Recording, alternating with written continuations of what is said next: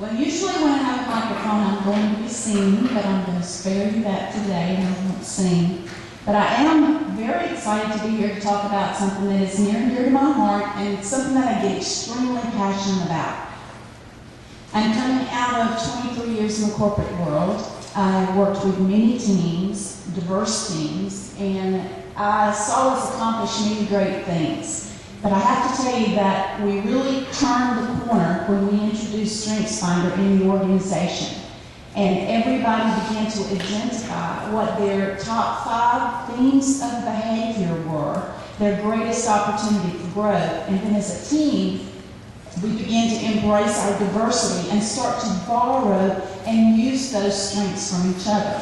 So I know that there are a lot of different assessments that are available today, and many of us take advantage of those, and they are wonderful, and I am an advocate of them. A lot of times it is a challenge with cost. It can be prohibitive, as well as finding someone who can come into your organization to do that for you. And so one of the reasons that I use StrengthsFinder is because anybody can use it.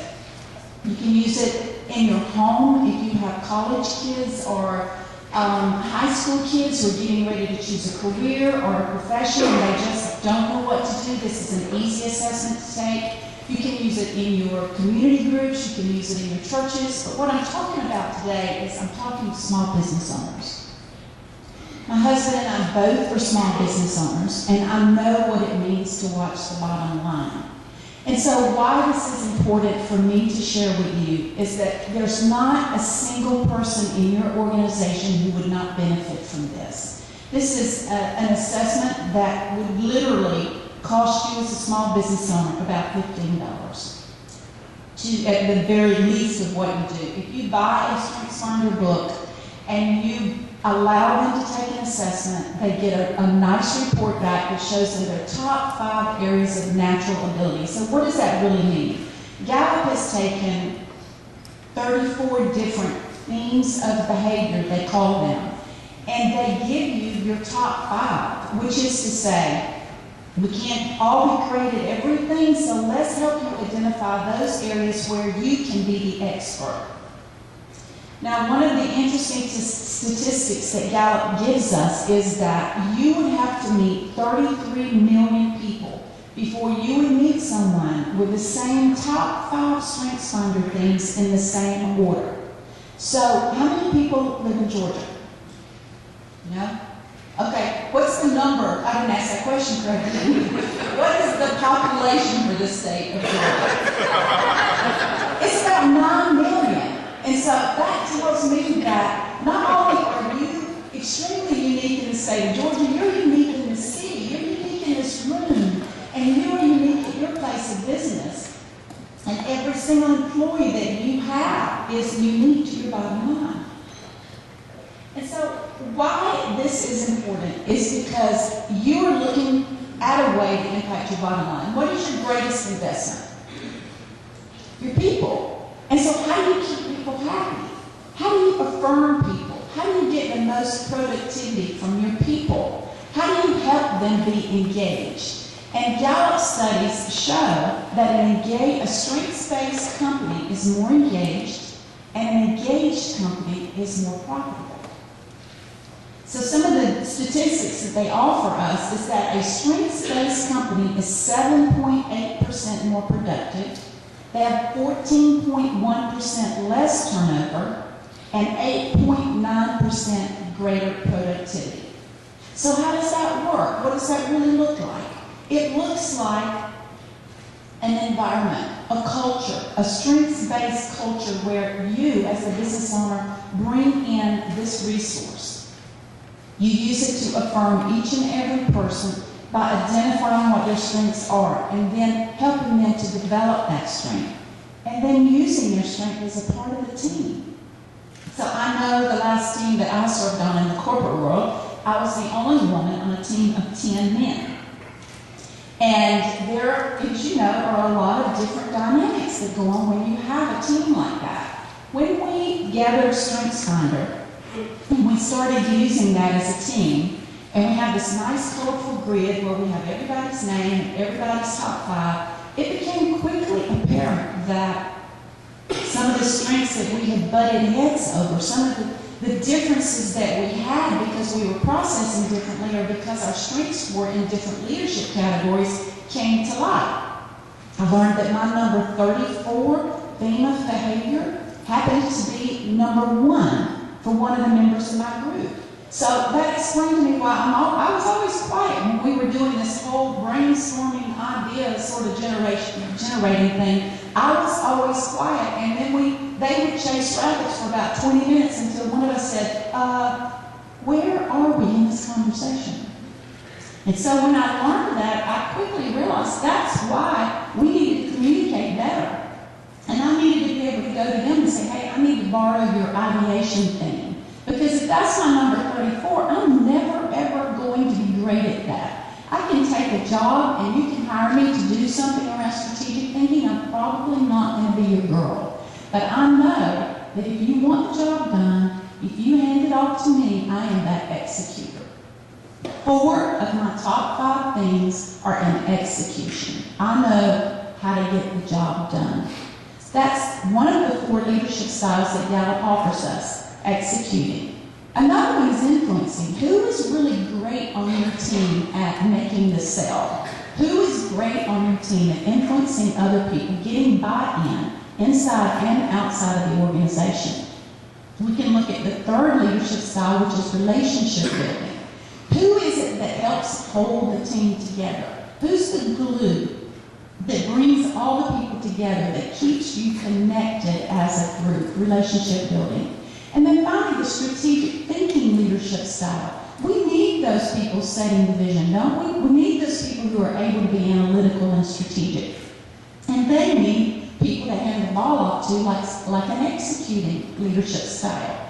So when we look at those 4 leadership styles and you take your assessment and you get your top 5, it's pretty easy to look and see where do I most fit from a leadership style. And then as a business owner, to be able to look at your team and say, oops, I have 3 in relationship building and nobody in executing. Well, we're making all the people happy, but we may not be necessarily getting the job done.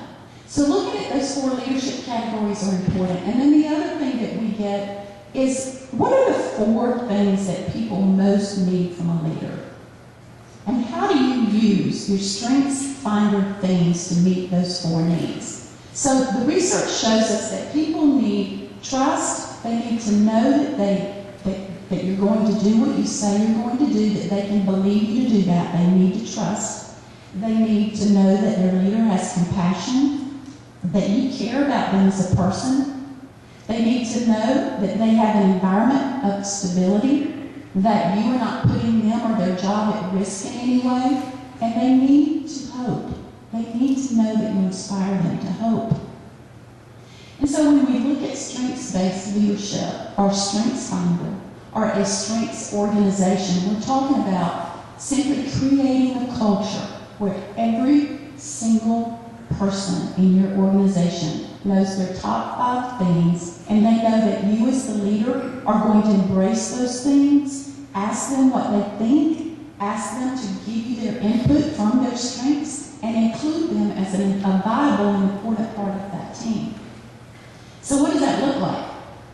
I mentioned before, it can start simply by buying each employee. Well, let me back up. It can start simply by you, as the business owner, purchasing a book. I bought Strengths-Based Leadership because I like that it gives you those 4 leadership categories and those 4 needs of employees. But you can get Strengths Finder 2.0. They sell it at Barnes & Noble. For about $15, you could invest in your strengths and identify that. And then you may decide, you know what, this is pretty valuable information for me. I'm going to hand this down to my managers. I'm going to buy each one of my managers a book, $15 each. And I want them to learn this. Maybe at that point you call in me or someone else who does Strengths Finder coaching, and you get them to take a look at the team. You start really slicing your team and matching your assignments to team members who have that gift and talent. You may decide that they become so effective that you want their teams to have this. So what have you invested? As a business owner, you've invested the cost of a book and possibly some consulting fees. And so I want today to encourage you to do this because in my experience, I left in 2009 to do this full time. And in my experience, I have yet to have one person or one organization tell me that this did not in some way turn it around. I think of someone who previously worked at the chamber, who came to a workshop as an individual. And every time I see this person, she says, you changed my life. You helped me understand why I am the way I am. And you helped me understand that my strengths really, that these things I thought were wrong with me really are strengths, and I know how to do this and how to use it. And I tell her all the time, it wasn't me. All I did was just introduce her to this culture, this notion that she really does have strengths and she can use that to use in her personal and her private life. So I have to tell you, I was really thrilled when I saw that the Jim Blanchard Leadership Forum this year is including Marcus Buckingham as a speaker. He is a stalwart in the field of strengths development. He's written several books, and I'm hoping when he comes that he does talk about strengths development because it is a powerful opportunity and a powerful resource, not only personally for each of us, but for your people. For them to feel valued, for them to feel affirmed.